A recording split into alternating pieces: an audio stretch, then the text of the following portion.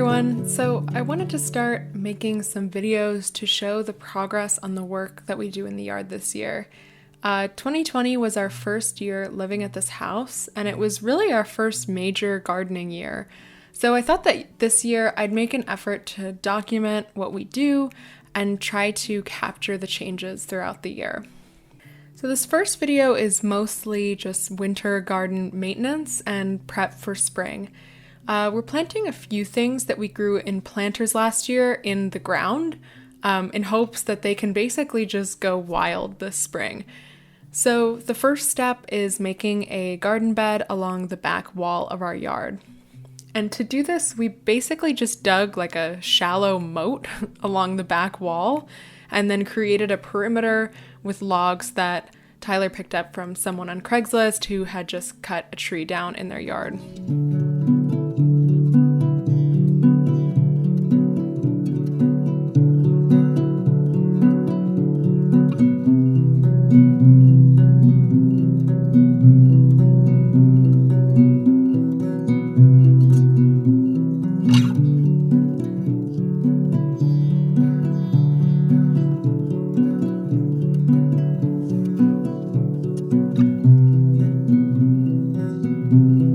So in this bed, we want to plant our raspberry bush. I know it doesn't look like much right now, but it has truly been one of the most amazing things we've grown.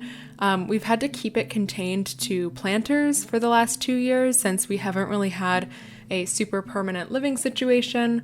But now that we're planning to stay here for a while, we really want to just let it grow as big as it wants to get.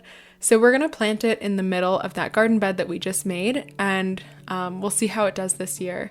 It should start sprouting new growth in the next few weeks as the weather starts to warm up. We then filled the bed with dirt, as well as some compost from our worm bins, and then we just kind of mulched that over with some of the plant material that we had to dig up in order to make the bed.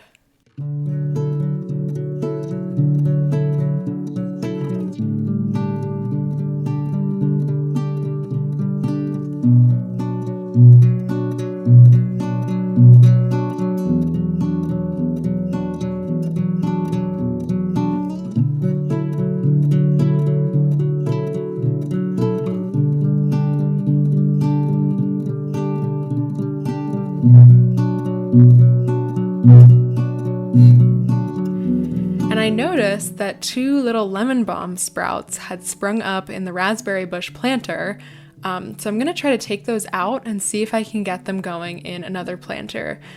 We used to have lemon balm planted next to the raspberry bush, and I was really happy to see that it reseeded into our raspberry bush planter because I loved having lemon balm around. Lemon balm is a really amazing herb. It has like a really delicate lemon flavor. It just smells so good. I use it a lot in tea. It's really calming, but it's also uplifting at the same time. It's supposed to be good for your nervous system, like calming down negative stress responses, things like that. It's also in the same family as catnip, and I found that the cats react similarly to both. Like if I bring them a sprig of lemon balm, they will go absolutely crazy and eat the whole thing. So, the whole family loves lemon balm. So I'm just really happy that we were lucky enough to get, 2 little reseeded sprouts this year. The last thing that I wanted to plant in the ground are our calendula and spearmint plants. So calendula is a medicinal flower. I've read that chickens like to eat calendula flowers, so I'm going to plant it along the fence of the chicken run in hopes that it will grow large enough that they can munch on it through the fence.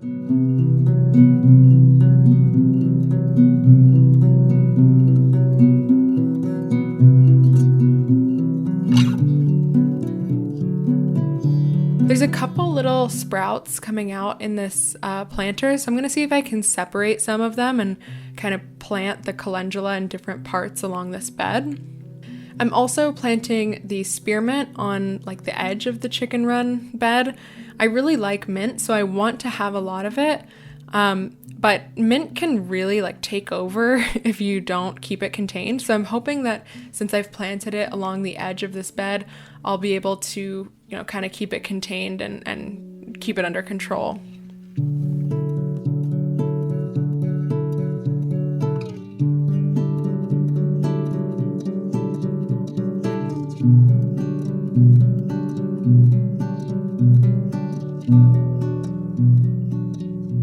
So the big project of this video is that I need to harvest, clean, and dry the ashwagandha that I grew back in 2020.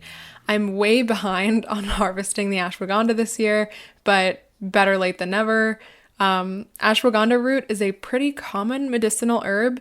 It's an adaptogenic herb, which means that it helps your body respond to stress. Ashwagandha grows really well in our climate, which is why I started growing it a few years ago. And it's always just such an easy and rewarding plant that I've just continued to grow it every year. I wanted to do a bit of an experiment this year, so I grew 2 plants in our raised beds that are pretty deep, and then I grew 2 plants in smaller gardening pots. So since it's the root of the plant that you use, I wanted to see how different my harvest would be between growing it in like a larger, less limited raised bed compared to smaller pots. Because it's kind of a trade-off, since with smaller pots, it's easier to actually harvest the entirety of the root system. Whereas if you grow ashwagandha in the ground or like in raised beds, you're going to lose some of the roots when you pull it out. But obviously, a larger space is going to make larger plants and larger roots. I mean, you can clearly see the difference between the way the plants look. But I just wanted to see, what the actual difference is in terms of that trade-off of harvest. So I basically just pulled the plants out to get as much root as possible. And then I washed the dirt off of the roots using a combination of the hose and a bucket of water. And then I just snipped the roots into smaller pieces and spread it out on a screen to dry. So on the left side of the screen is what I was able to harvest from the raised bed plants, and then the right side of the screen is the smaller gardening pot plants. And the main difference here is just that the raised bed roots have much bigger pieces and much thicker pieces, whereas the gardening pot plants, I was able to save more of like the smaller, like more hair-like root systems that got lost in the raised bed harvest. But overall, it's not as big of a difference as I thought it would be. I think the raised bed plants still win overall, but it's nice to know that if all I have space for is growing ashwagandha in smaller planters, then I think it's still worth it because I can still get a pretty decent harvest. So wrapping up today, I harvested 2 of our kohlrabi plants. I've actually never cooked with or used kohlrabi before, but they're relatively similar to turnips. So I'm going to try to put them in salad and stew and just experiment and see how I like them. The greens are also edible, but since a lot of these are pretty eaten up, I'm going to give those ones to the chickens.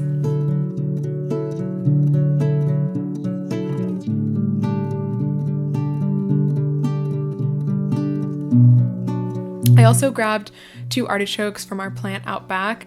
If you have any tips for using any of these vegetables, like kohlrabi, artichoke, I'd love to hear them. I'm always looking for new ways to use what we grow in the garden. A lot of these things, I never really had any experience cooking with because they weren't things that I grabbed from the grocery store, and I didn't grow them growing up or anything like that. So it's always good to learn new ways to use the food that we grow.